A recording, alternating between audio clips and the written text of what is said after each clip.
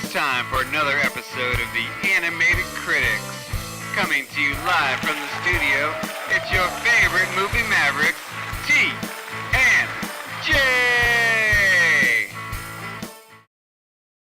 Hi, I'm T.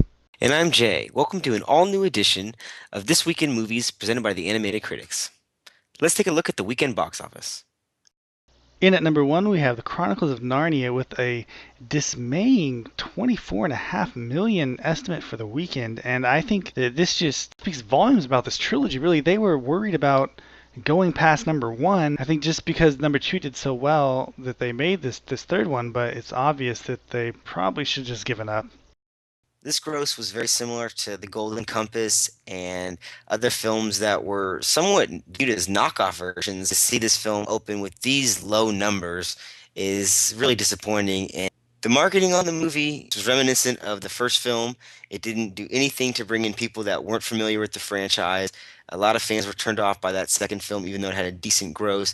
And this made $40 million less than the first film on its opening weekend, and about $30 million than the second film. Fox give them credit for thinking that they could relaunch this in a way, but it just didn't work out this time. And I'm sure Fox just wants 2010 to go away. I agree. I think Fox knew that this movie was a downer when they went into it. And like you say with the advertisement stuff, I really think they skimped on it. 'Cause when you look at the books of this, you know that The Lion, the Witch, and the Wardrobe that's the one that people read.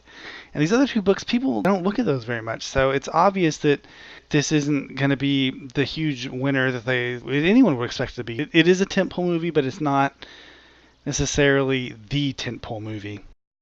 Debuting somewhat weakly in second place was The Tourist, the highly hyped Angelina Jolie-Johnny Depp pairing that failed to find an audience this weekend with an estimated $100 million budget and an opening of only $17 million. Sony has a rare misfire finally for the year. After a string of hits they've had all summer, they were riding high, and this looked like it would be a box office winner until that terrible, terrible trailer premiered a couple months ago. And you and I both predicted that this would not find the audience it was reaching to find. This was not going to be a high grosser for them. I don't know who put this through or who didn't see this, but it's just Johnny Depp at this stage in his career cannot be put into a normal role. And it's just not going to happen for him until he gets to the point where he can get back to like the ninth gate status. Maybe then you can cast him in a role like The Tourist. This only opened up a few notches higher than The Killers from earlier this year, which was viewed as an absolute failure, and a few notches below Night and Day, which was much mangled upon its release and turned out to be Fox's highest grossing film of 2010. Well, it'll be interesting to see if Johnny Depp and Angelina Jolie can pull off as much of a foreign brouhaha really as Tom Cruise did with Night and Day, because that foreign money really saved that movie. Right now, the stars are across seas, and they're really pushing this movie. So people are going to show out because stars still do sell overseas. In America, we're getting kind of sick of the star-driven vehicle, which this appeared to be. I mean, this looked like this would be at home on a movie screen 10 years ago. But there just didn't seem. I mean, even look at the generic one sheet that they posted as the poster. It's terrible. It's not even a fairly attractive shot of two very photogenic people. So it's very strange to see that Sony couldn't launch this for whatever reason. And any of our viewers who watched last week's episode saw me rip into director Jon Favreau for including a wire in the trailer to Cowboys and Alien. A keen viewer has sent us a link that had a video of Favreau sitting down with somebody in the editing room and explaining why the wire was present in the trailer. So I owe director Jon Favreau a huge apology. Big ups to Favreau. We're big fans over here. It was all in good fun. It is interesting, though, that they included that wire and chose not to explain it in the trailer until after the fact. I think that it was a great publicity stunt to get people like us to include this kind of stuff in their blogs and in their videos. Luckily for the animated critics, Jon Favreau was not interested in us. He was much more upset and interested in that I Am Number 4 one sheet, which looks an awful lot like the Cowboys and Aliens one sheet. These are both coming out of DreamWorks. Cowboys and Aliens is being released by Universal, and I Am Number 4 by Disney. But do you think that this is just an honest mistake, or does Favreau really have reason to be angry? I think it's a mixture of all this. It's Favreau wanting to keep his name and the film in the media, which he's proved to do last week with our show and the Wire and the trailer. So he keeps Cowboys and Aliens alive on the internet. It is also that DreamWorks has a terrible marketing department. They always have. And their one sheets all look similar because they don't have a very diverse marketing department. I mean, look at the one sheet. Look at the DVD cover for Gladiator. Some of your favorite DreamWorks type films. They're very terrible, terrible one sheets. Honestly, I think the Cowboy and Aliens poster looks more like the Jonah Hex poster than that I Am Number 4 poster. It's interesting that you have the Gladiator stuff because that's a very similar pose. I mean, I think that the poses of these characters here has been something that's been pretty common lately in movie posters. I think I Am Number 4 is trying to sell that kid, and Cowboys and Alien is trying to sell Daniel Craig's ass. The I Am Number 4 poster that they're talking about here, this one sheet, is just like a preliminary thing. It's just something to garner some attention, and the actual posters and one sheets are going to be completely different. Another poster was released last week, the new teaser poster for Kevin Smith's film Red State, featuring the father, a preacher-like character that seems to be the lead in the new film. Now, Kevin Smith recently got kicked off a plane for the second time in a year, this time reportedly being early for a flight but not being led on.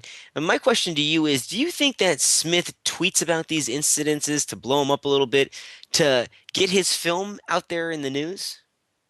Can I first say something about these posters here? It's interesting that Kevin Smith and Robert Rodriguez both came from Miramax and Weinstein's and stuff, and now you have Kevin Smith trying to do almost machete-like posters with Red State. Do you feel that at all with this? Back to the matter at hand, I definitely think Kevin Smith blogs for one reason alone, and that's publicity, right? Like no matter what, even if nothing's going on, and I think that once he's lucky in the sense that I don't think that he really has to make a big deal out of it. All he has to do is his regular blog, and when people know that he's going to be in the news anyways, these guys can go to his blog and just grab stuff, whatever they want off it, and just feed it out. So the question we posed to Kevin Smith was, is this a legitimate accident? Did this really happen to you? Or was this all sensationalized for your new film? If anybody knows Smith, get him to contact us and clear up the situation ASAP. Recently released trailer, The Beaver, featured a very weary and down and out looking Mel Gibson. And I think that it's interesting that this is kind of his comeback movie, whereas Edge of Darkness was his comeback movie. I thought that was much more of a Mel Gibson movie than The Beaver, but I was apparently wrong. This is the comeback movie, and it does seem to coincide with his life a little bit better, where he's at, because he is kind of that down and out guy right now, and just trying to come back. And Mel Gibson always did play more or less insane people. I think that he's got a fairly clear shot with this. Well, after the release of those recently leaked audio tapes, I think this will be the only Beaver that Mel Gibson will get for quite a while. I would completely agree with you on that. The guy is a good actor. I liked Edge of Darkness, actually. I gave it a great review on our site here. He was good in that role. This kind of thing reminds me of Man with No Face and those earlier Mel Gibson movies that he kind of thrived on in the early 90s, and he's far, far too gone with how the public feels about him. I mean, Tom Cruise gets a lot of shit in the public's eye for his crazy, outlandish behavior, but really, Mel Gibson is the A1 nutcase. I don't really think Jodie Foster is going to be rebooting anybody's career. She can't even reboot her own career. Jodie Foster does one film every 5 years. It does moderate business, and she's considered this great auteur. Give me a break. I mean, have you seen Nell? Have you seen Little Man Tate? These aren't films that like nobody could have directed. They're very mediocrely directed films. Really, her last shot was Panic Room. After that, she just was continually shot down over and over again. And a special offer from Full Moon right now. If anyone knows Full Moon, Charles Band used to do a lot of old great movies. Right now they're doing their first theatrical release in many years, Evil Bong 3D. It's going to be a 3D release. It's also going to be a scratch and sniff release where you're going to get a scratch card where you're going to be able to scratch and then sniff for the smell for the movie. So it should be a very fun theatrical release that they're planning. Right now they're running a special. It's $200. You buy an Evergreen gift card. You get a executive producer credit on the film, and you also get $600 worth of credit towards things from fullmoondirect.com, all their movies, toys, whatever you want to get from them. It's a very interesting, fun thing. I hope that you guys will be interested and look at it. They're offering 900 of them. It's a limited offer. They're also giving a 11 by 17 inch poster signed by the entire cast. And if you guys are interested, definitely go to fullmoondirect.com, check it out, sign up for it, and go out and see the movie, see your name up on the screen. Be sure to check out MovieMavericks.com this Tuesday for early reviews of Tron Legacy and The Fighter. That does it for our show this week. Be sure and check back next week for an all-new episode of This Week in Movies.